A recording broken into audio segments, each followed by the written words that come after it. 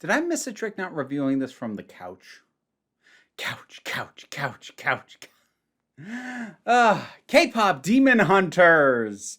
I know that I'm getting to this late, except I'm not. I'm getting the review out a bit late. I saw it over a week ago. But I then had a bunch of stuff going on that I could not make the time to sit down and review it. This has been a real busy summer so far, and it's probably not going to change. But anyways, this has turned into a bit of a sensation, being released directly to Netflix. And this is made by Sony Animation. So these are the people behind, say, the Spider-Verse videos. Not the same, like, directors and creators, but it's that studio.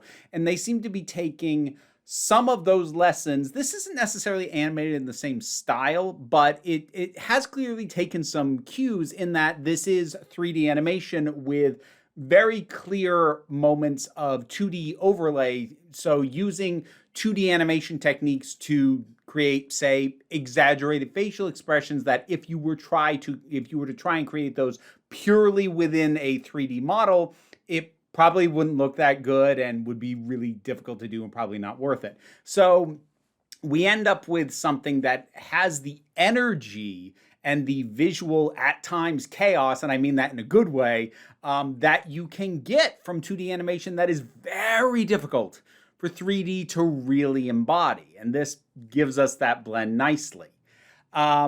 Story-wise, it's kind of there in the title. This is the story of a K-pop trio called Huntrix, who are demon hunters. Well, sort of. They're not so much actively hunting the demons as they are keeping them at bay. They're singing, like the actual, well, it's not actually they're singing, but the feelings that their singing evokes, the way that they uplift their fans and the people who hear them, helps maintain what's called the Hanmun, which is basically a barrier that is keeping demons out of our reality. Mostly. Some still bleed through now and then, and when they show up, they do deal with that. But they aren't going out of their way to actively hunt demons. Their main thing is maintaining their career and trajectory as a K-pop trio in order to maintain this barrier. So that's our initial starting point. The trio are Rumi, Mira, and Zoe. They all come in really clearly defined. Let me just say this up front. I think this might have one of the most effective first 5 to 6 minutes or so of nearly any film I've ever seen, in terms of not only just laying out its premise, but it lays out its premise, its core main lead cast, giving you a sense of all three of them, and giving you a clear sense of the energy of what this is going to be. So, like, honestly, if you don't know if you want to watch this movie, watch the first 5 minutes. That will tell you if this is for you or not. Because, like, there are lots of movies that, you know, will very clearly introduce something for. So, like, say, let's take Star Wars, the original Star Wars, A New Hope. That establishes its energy and tone and what you can expect in terms of presentation immediately. And it arguably establishes a lot of its premise with the opening crawl. It doesn't really establish its core cast for a while, because while we get a few in that opening scene, C-3PO, R2, the Princess and Vader, there isn't that much that we have come to understand about them yet. It's a pretty quick snapshot, and it's going to be a while till we meet Luke, even longer till we meet Han and Chewie. So what this does is just gives us just about everything right off the bat. And, like, that's not to say that other films are flawed for not doing this, but again, the efficiency is something that I tend to see a lot more in animation, if I see it at all. And this is real good, because within the first 5 minutes, we get a narration and a background lore explanation. We get to learn about these people from, like, little clips of the fans of not only the group, but of each individual member, saying a little bit about them, and, like, what we then see of them holds up to what the fans said about them. So it gets reinforced. We are both told and shown. And then they're on a plane and get attacked by demons on there, and we get our first fight scene, which they do while singing their what is the opening number of the film. And it just oh Wow. Wow. The songs are really good. So here's an interesting thing for me with this. It made me first of all wonder, like, am I gonna get into K-pop after this? I actually don't think that I am. What I found myself thinking back to in regards to the songs in this was actually RRR from a couple of years ago, which was a Hollywood film. That's not Bollywood. It was slightly different, but that had a lot of music in it, including some actual sung numbers. And I remember coming out of that, a lot of those songs I now have on like Spotify playlists and whatnot. And it's not a kind of music that I would listen to outside the context of that film. But now that I've had that context, I like that music a lot. And the thing with something like K-pop, not only is it sort of playing similarly to me in terms of how my takeaways and my feelings about the music in general, but like K-pop, at least the bits that I've heard, if it's not going for like the lightest, fluffiest, sort of just bubblegum ever, then it is just going so hard. Like it is a lot. K-pop is a lot. And what I like about its deployment here is they created a story big enough for music like this. Because in a more grounded story, and something that wasn't willing to be this fantastical, the music might honestly be too much. It might overwhelm the thing, but like the story is brought up to the same level that the music is. And my understanding of the music is that it's pretty authentic because they brought in a number of K-pop producers. They brought in actual K-pop singers to do this. So this is, at least so far as I am aware and understand it, pretty authentic, which I think also helps. So it gives people like me who don't know K-pop that much a sense of a very different kind of music than what I tend to listen to, that I've only caught bits and pieces of before. And hopefully for people who do like K-pop, it doesn't feel like it's butchering the thing that they love. So the energy of this is fantastic. Visually, it's great. It's actually really funny. This manages to make work something that I almost never like. I've talked elsewhere about my distaste for the anime convention. You see it way more often in shows than you do in movies, where the characters kind of go into these fixed poses with these super exaggerated expressions. I don't like that almost ever. Very occasionally I like it, but it throws me off so often. This film does that in a way that actually makes it work, and it's hard for me to put my finger on why. I think it just has to do with balancing the tone. Where it tends to annoy me is in anime, again, mostly shows, where the tone is actually pretty dark, pretty serious. Then out of nowhere, we get these ridiculous, like, and like the fixed streams of water, like, out the eyes, that like that expression and stuff like that. I'm like, what?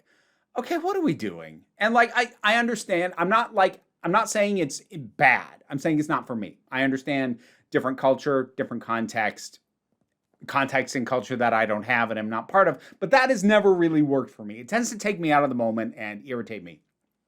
This movie does that kind of thing at a few points, and I think it largely works just because the tone, while the story has its serious elements and its serious aspects, some of which I'll kind of come back to, the overall tone is so bombastic and over the top. Like, over the top is the word for this. Again, a bit like RRR.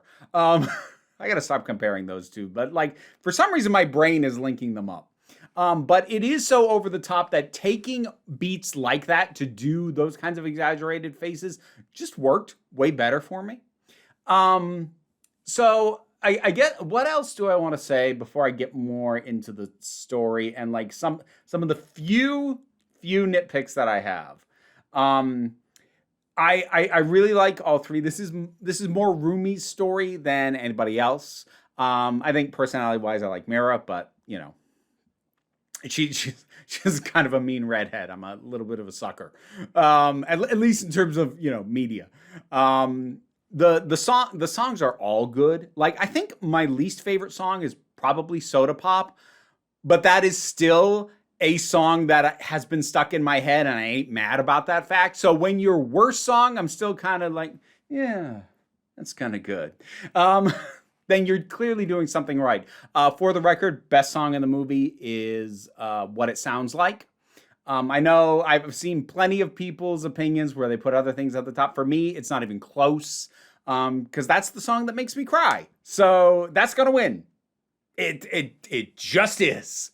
But it's the music is all really good. The production on the songs is incredible, and the action scenes are right up there, and the comedy is really well handled too. As far as some of its more emotional ideas, this is, if you haven't seen it yet, I really do encourage you to, at the very least, check out those first 5 minutes, and if that is fun to you, just watch it. Like, seriously. I am going to start to talk more about the plot and some of the later developments, so it is going to get a little bit spoilery if you haven't already seen it. Okay? You've been warned. So Rumi, we find out, is part demon, which brings some interesting layers to it. And they're layers that I'm not upset about, because we get some themes about, like, her maternal figure, loving her, but not being okay with this part of her that she can't help. And Rumi, like, trying to keep that down, trying to erase that part of herself, and how that's not good for her. And, the fear of being discovered, and the need for acceptance and all that. And while I like that there are layers of meaning that are added by that, I do think, like, I've heard rumor that, like, the original planned version of this was close to 3 hours. I haven't been able to fully confirm that, but I don't doubt that there was an earlier draft of, at the very least, the script, and I wouldn't be surprised if an early storyboarded version of this was significantly longer, because there's two main things that the film doesn't really properly deal with. One of which isn't that big an issue. The other of which I do think is kind of a problem. And to be clear, neither of these things tank the movie. The movie is great, and it's almost definitely going to make my top 5 at the end of the year. But that being said, we have the first thing with Rumi's maternal figure of Celine. She is underdeveloped as a character. Like, we only see her in flashbacks a few times before she actually shows up in real time in the story for literally one scene. And it's a well-written scene, but it doesn't land quite the same way, because she needed, like, 1 or 2 other scenes in the present, so it didn't feel like she was just a figure of the past and of their backstory.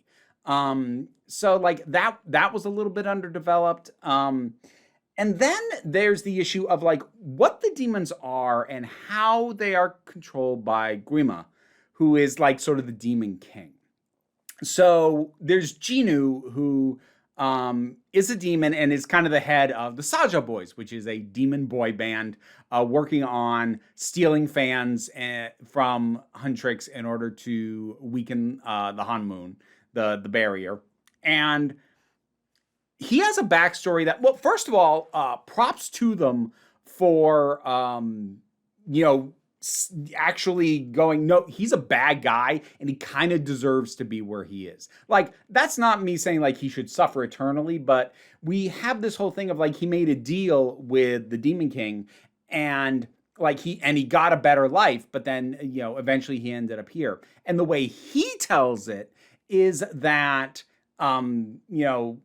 he was also kind of punished in life because he lost, his family, not like they died, but like they were left in poverty while he was elevated. And to hear him tell it, that wasn't something he wanted, but it was something he couldn't help. Whereas when we get the truth, that was something he chose to do. He chose to leave them behind. And that's a later revelation that I really like, is like, oh, you should be there. You should be in the demon realm. Like, you are not a good dude. But at the same time, like, that was 400 years ago. He's clearly been living with the guilt of that. In fact, it's said that the guilt and the shame is how Guima controls him and the other demons. The problem is this isn't really explored outside of Jinu, because there's like one quick moment where in a fight with demons that Rumi like pauses and like asks the demon like, "Are you being controlled too?" And then it like just grins at her evilly, and they have to, and it, and then it gets killed. And it's never really established that the other demons are being controlled by the Demon King the way that Genu is. I feel like one of two things needed to happen. Either it needed to be established that Genu maybe is not completely unique, but is an exception. It is a rarity for the demons to have been people who are corrupted by things that they did and are therefore controlled by their guilt and their shame. I think the guilt and the shame connection is good because that certainly ties into the demon half for Rumi, and the patterns on her body that mark her as part demon. I think tying that to guilt and shame all works with the larger thematics, but it either needed to establish that Genu is one of a very select number of demons where that is the case, and most of the demon populace are just like, they're just demons, and they're cool being there, and they're totally cool, and they want to do this stuff. But that there are some who are being controlled the way that Genu is. It either needed to do that, establish that,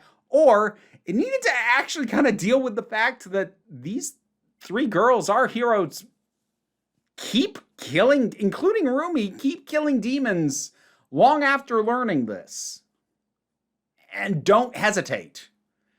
So, yeah, it's not a bad moral wrinkle to bring in. The film just doesn't really deal with it fully.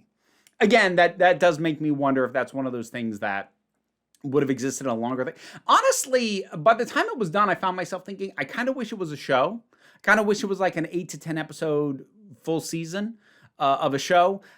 Having said that, I'm not actually going to say I would rather it was that, because I know that the reality and the logistics of creating, if they were half-hour episodes, 4 to 5 hours worth of entertainment, we would have suffered from minimum a loss of the visual quality and probably a loss in the musical quality. I don't think it would have been reasonable to expect them to have this level of high quality across the board for the whole film in a show. So I think so much of this is presentation and style that I think losing that just to be able to explore this stuff in more detail over time probably would have been a loss. Because while I do appreciate the story elements that are there, and I would like to see them more fleshed out, especially if we get a sequel, which fingers crossed, at the same time, this is something that, while I appreciate the deeper narrative that is there, first and foremost, this is a glorious spectacle. This is a visual and auditory spectacle of a movie. And I would not want to lose that for the sake of more story, which is, I think, what the sacrifice that would have happened had this actually been attempted to be done as a show. But yeah, I liked this a lot. It's frustrating because, it's frustrating in terms of trying to get a sense of its chances, because we don't know what it cost. When stuff is released direct on streaming, the studios that make it almost never say what the budgets are. We know what the budgets are for things released theatrically, but we almost never find out what they are on stuff that goes to streaming. So I don't know how much they spent on this, but it feels big. It feels expensive, and I hope it does well enough for us to get more, because I want more of these characters. I definitely want more of this presentation. I want more of that dang tiger and that bird. They were amazing. I want more. I want more. I gotta get stickers of those at the very least. But yeah, K-Pop Demon Hunters. It's good. It's quite good. I recommend it. Have you seen it? What did you think about it? Whatever your thoughts are, drop something down in the comments. Let's talk about it. Patreon pays the bills and enables me to do this as my living. Even if you can't help me out that way, like, share, subscribe. Those all help as well. Don't worry too much about it, though. We take a relaxed attitude around here so you can come on back next time you need a break. And now to thank my highest supporting patrons: Robin Moore, Jared Boyce, Zubin Lutfullah, Auntie Kate 808, Mira G, Angry Casperl, Dave Hall, Movie Turtle, Oliver B, Sean Miller, Welsh Wrestling Geeks, Melissa Pedersen, Mary Mello, Becky Sparks, Loki Eris, Tracy Scrabbit, Pal Barabajoggle, and Sir Didymus is my favorite. Don't worry, the rats are all fine, but my rat wrangler is not here right now, and I thought we could have Archie say hi. Or not.